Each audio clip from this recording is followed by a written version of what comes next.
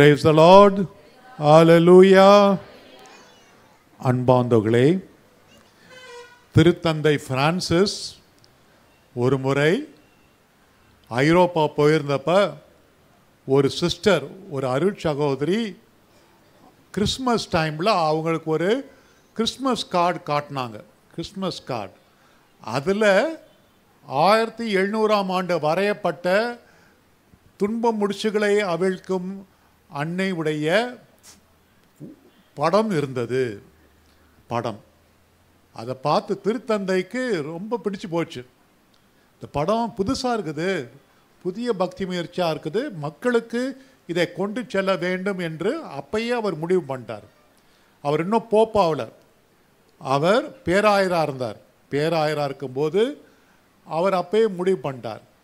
பிறகு அர்ஜென்டினாவுக்கு திரும்பி வந்தபோது கிறிஸ்மஸ் அப்போது அவர் பலருக்கு கிறிஸ்மஸ் கார்டு அனுப்பும்போது இந்த துன்ப முடிச்சுகளை அவிழ்க்கும் அன்னையுடைய ஃபோட்டோ போட்டு happy Christmas, happy new year அப்படின்னு அனுப்பினார். பிறகு அர்ஜென்டினா பூராக இந்த பக்தி பரவுவதற்கு முக்கிய காரணமாக இருந்தார். குறிப்பாக 4 வருஷம் 3 வருஷம் முன்னாடி கோவிட்-19 கொரோனா வந்தபோது அவர் அதிகமாக துன்ப முடிச்சுகளை அவிழ்க்கும் அன்னையிடம் அதிகமாக வேண்டினார். இன்னொரு முக்கியமான இந்த துன்ப முடிச்சுகள், ஒரு முக்கியமான கேள்வி மறந்துட்ட, யாருக்காவது தெரிஞ்சால் சொல்லுங்கள். துன்ப முடிச்சுகளுக்கு வந்த அந்த அன்னையுடைய தொடக்கம் 17ஆம் நூற்றாண்டில் மட்டுமல்ல, 2ஆம் 3ஆம் நூற்றாண்டிலே ஆரம்பிச்சிருச்சு. அதாவது ஒரு பிதா என்ன சொன்னார்னா, ஏவாளுடைய கீழ்ப்படியாமையால் விழுந்த முடிச்சை அன்னை மரியா தன் கீழ்ப்படிதலால் அந்த முடிச்சை அவிழ்த்தாள். ஏவாளுடைய கீழ்ப்படியாமையால் விழுந்த முடிச்சை அன்னை மரியா தனது கீழ்ப்படிதலால் அவிழ்த்து விட்டார். யார் இதை சொன்னது? இதுக்கு ப்ரைஸ் கொடுத்துட்றேன். யார் இதை சொன்னது? ப்ரைஸ் 2 பேரும் ப்ரைஸ் வாங்கிட்டீங்க. யாராவது புது ஆள் இதை சொன்னது யார்? அந்த காலத்தில் 3ஆம் நூற்றாண்டிலேயே சொல்லப்பட்டது. அதான் சொல்லி கொடுத்து சொல்றியாமா? வேணாம் வேறு யாராவது சொல்லுங்க. சரி, நான் சொல்லிடுறேன். வந்துருப்பா. சரி சொல்லுங்கள், அது ப்ரைஸ் கிடையாது, நீங்கள் சொல்லுங்கள் சார். புனித இறைனியு என்பவர் 3ஆம் நூற்றாண்டிலேயே சொல்லிட்டார். அது 2ஆம் வாத்திக்கான் சங்கத்தில் வருது. ஆகவே அப்போதே துன்ப முடிச்சுகளை அவிழ்க்கும் மரியன்னைக்கு 3ஆம் நூற்றாண்டிலேயே ஒரு தொடக்கம் இருந்தது என்று சொன்னால் அது மிகையாக. அப்போயே ஆரம்பிச்சிருச்சு 3ஆம் நூற்றாண்டில். அன்பாந்துகளே, இன்று காலை என்னை பார்க்க ஒரு அருட்சகோதரியும் அவங்க அக்காவும் வந்தாங்க. ஒரே அழுக. என்னன்னா, அந்த அக்காவுடைய ஒரே மகன் 26 வயது பெங்களூரில் இருக்கின்ற நாராயணா இதய மையத்திலே அவங்கள அட்மிட் பண்ணுறேன். அவனுக்கு இதயத்தில் வால்வு பிரச்சனை, வால்வெல்லாம் பாழாய் போயிடுச்சு. ஆகவே மருத்துவர் சொல்லிட்டாங்க உடனே அறுவை சிகிச்சை செய்ய வேண்டும் என்று. ஆனால் அந்த பையன் ஏற்றுக்க, பயமாக இருக்குது, நான் செஞ்சுக்க மாட்டேன், என்னை வீட்டுக்கு கூட்டு போன்னு அடம் பிடிக்கிறான். இந்த அம்மா தாய் ஒரே அழுக. என்ன பண்ணுவேன்? ஒரே பையன், அதுவும் அவனுக்கு போன மாதம் கல்யாணம் ஆயிடுச்சு. அதுக்கு பிறகு போன வாரம் தான் அவனுக்கு இந்த இதயத்தில் பிரச்சனை இருக்குன்னு அவனுக்கு தெரிய வந்தது. அதனால் பெண் வீட்டார் என்ன சொல்கிறாங்க, ஏமாற்றி கல்யாணம் பண்ணிட்ட, முதலையே அவனுக்கு இருக்குது இந்த பிரச்சனை, நீ ஏமாற்றி கல்யாணம் பண்ணிட்ட, ஒரே பிரச்சனை அந்த குடும்பத்தில். ஆகவே நான் இன்று வரும்போது அந்த குடும்பத்துக்காக வேண்டுகிறேன். துன்பம் முடிச்சை அவிழ்க்கின்ற நமது அன்னை. இது மாதிரி உங்களில் நிறைய பிரச்சனைகள் இருக்கலாம். குறிப்பாக குடும்ப பிரச்சனைகள், கணவன் மனைவியிடையே மோதல், இல்லை கருத்து வேற்றுமை, சண்டை, இதெல்லாம் கொண்டு பிள்ளைகளுக்கும் பெற்றோர்களுக்கும் சரியான புரிதல் இல்லாமல் பெற்றோர்களை பிரிந்து வாழ்வது, அல்லது கணவன் மனைவி விட்டு ஓடிவிட்டது, வேறு பெண்ணோடு வாழ்வது, இதெல்லாம் சகஜமாக பார்க்குறோம். நம்ம சகஜமாக பார்க்குறோம்.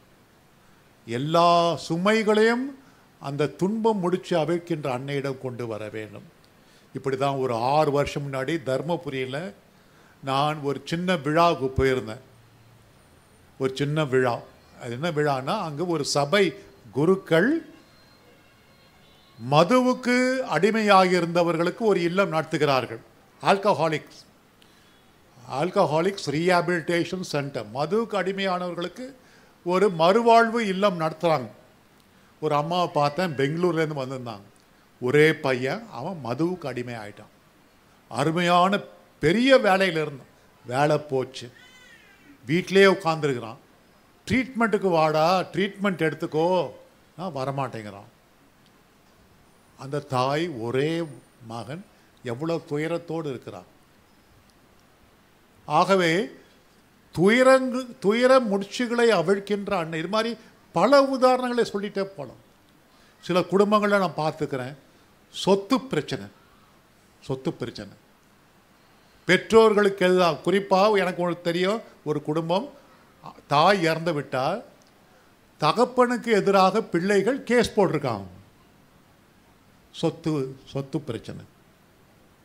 இது மாதிரி நிறைய பிரச்சனைகள் குடும்பங்கள். இல்லது சிறுவர்கள், இளைஞர்கள் தவறான வழியில் சென்று போதை மருந்துக்கு அடிமையாகி இருப்பது, குடிக்கு அடிமையாக இருப்பது, எக்கச்சக்கமாக பிரச்சனை. ஆகவே இந்த மாதிரி பிரச்சனைகளை எல்லாம் எடுத்து வந்து அந்த முடிச்சுகளை அவிழ்க்கின்றது தான் அன்னையுடைய பணி. நீங்கள் அனைவரும் அந்த படத்தை உற்று பாருங்கள். மேலே தூய ஆவியாரை குறிக்கின்ற பறவை, புறா இருக்கிறது. கீழே சந்திரன் மேல் நிற்கிறாள் என்ற 2ஆம் வாசகத்தில் சொல்லப்பட்டது போல சந்திரன் மேல் அன்னை நிற்கிறாள்.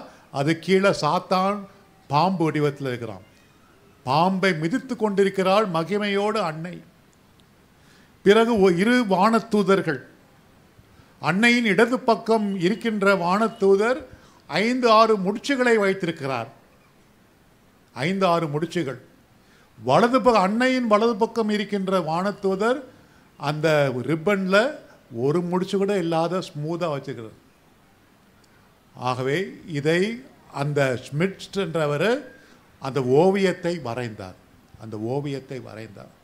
ஆனால் இன்று திருத்தந்தை எத்தனையோ பக்தி முயற்சிகளை அவர் பரப்பி வருகிறார். குறிப்பாக துயில் கொள்ளும் சூசையப்பர் அவருக்கு ரொம்ப பிடிக்கும்.